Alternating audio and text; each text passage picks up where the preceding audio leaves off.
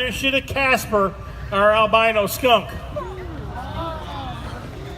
Now, folks, this is an animal that gets a very bad, unnecessary rap. Because these guys, as the introduction says, these are our pets. These guys make phenomenal pets. We've had them at the house 6 and 7 years that were not descented. They never sprayed. This guy, I will say for insurance sake when we're on the road, is. But as I say, we've never descended ones at home. Because if they're happy and content, they're not a problem. They do use the secretion of skunks in the bases of some perfumes. That is a fact. I would say a little bit goes a long ways. But anyway, now this guy here, our daughter just turned 20 in April. And I love it when my daughter asks for something that's not going to cost me a lot of money and something that we can use in the shows, and she wants another animal for a pet. That was her 20-year-old birthday present. I thought I got by pretty darn cheap because the guy that I got him off of owed me several favors and he just gave him to us. So that worked pretty good. But Casper here is proof about how animals can be domestically raised and worked with by some animals that are other relatives of theirs that are wild. Because the thing we need to realize, this skunk is not a wild animal. He's an animal that has wild relatives. And the same thing is true for other animals we're going to bring on stage. If you would, folks, give Casper a big hand, please. Daisy. Anybody got a cat at home? Hold your hands up high. You got a few. I talked to you last night. Yes, yeah, young lady, you there. We're going to say your cat weighs 20 pounds. 20, not that bigger? Not that big. Okay, we're going to say it weighs 20 pounds. I can do math that way. You got to keep it simple for the old fat boy, okay? Your cat weighs 20 pounds, but it's a sweet day. You're tickled to death. You're petting the cat's purring, everything's fine.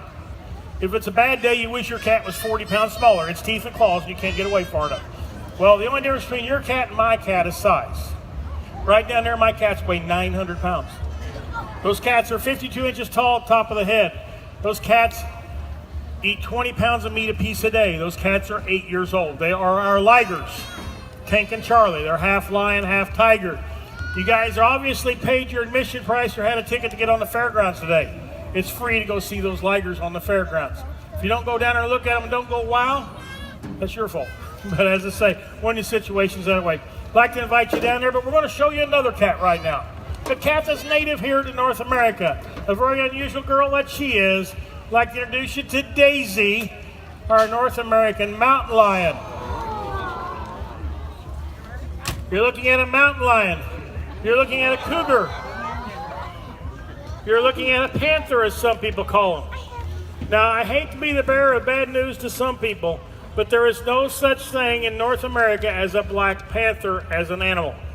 Because the thing is, they're brown.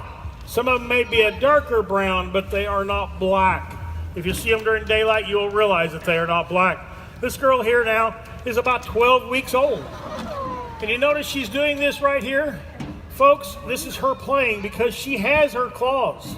She has her teeth. And she's just mouthing and doing what we call mitting.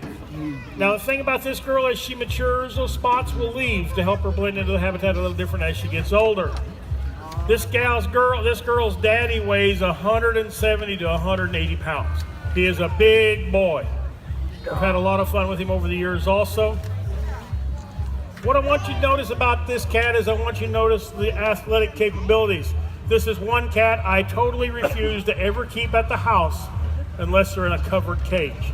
Because they can climb and go places you did not know that was possible. And they can leap like you did not know they could leap. But the other part about these guys, you know, the thing that amazes me about the do-gooders we have in this country is when a mountain lion shows up in LA County out in California, we're going to say this just for figure's sake.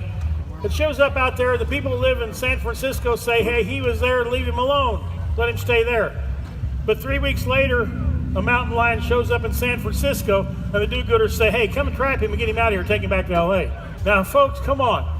I don't know about you guys, but I don't want to live in Africa and know every time a family member walks across the pasture, the lion may try to harvest them for their next meal. Same thing with India and the tigers.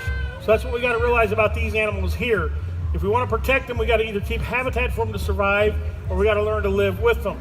Because the thing that happens to so many animals, including our North American wolf, They associate the human scent as an easy source of food.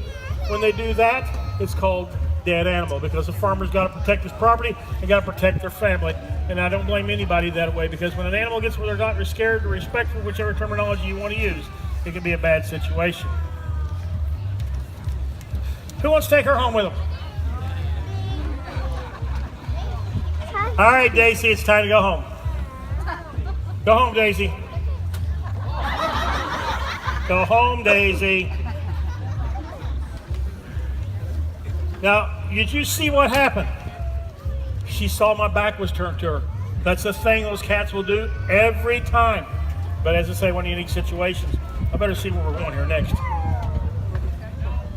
You want Princess or Chelsea? Princess or Chelsea? All right. The next cat coming on stage is extremely rare. There's only 23 of these cats in the United States. This is not their native land. Yes, you are correct. But this cat here, if it was not for people like us doing what we do, they would not survive, because the color is such they cannot blend into the habitat. Again, I'm repeating myself, I know, but alive and in captivity is better than death and extinction in the wild. This girl coming out here, I found out about her a little over 2.5 years ago. When I heard about her, I went after her, and she cost me quite a few dollars, because she's so unique and wanted to share it with you guys, because I want people to be aware of these guys, that, again, that would not survive if it was not up to confinement. Native to Europe, I'd like to introduce you to Princess. Folks, you're looking at a Carpathian European lynx.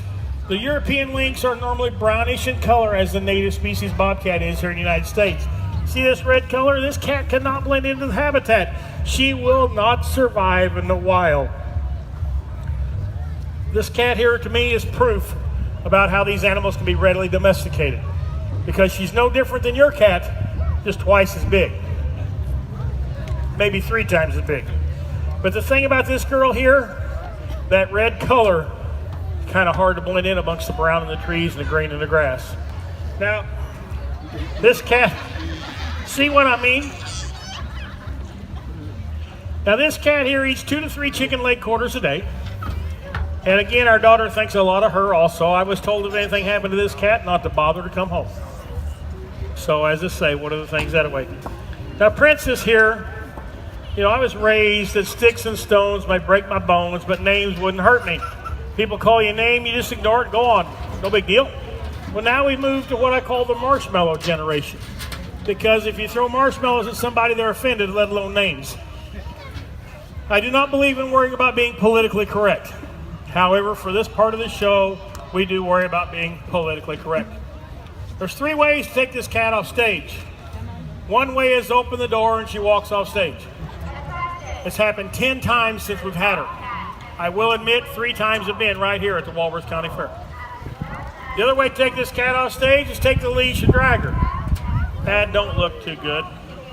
The 3rd way is the politically correct way. We'll see what it takes to get Princess off stage here. Princess, go home. Princess, go home. Okay, Karen, the politically correct way. You're welcome. Princess done it. It's your fault.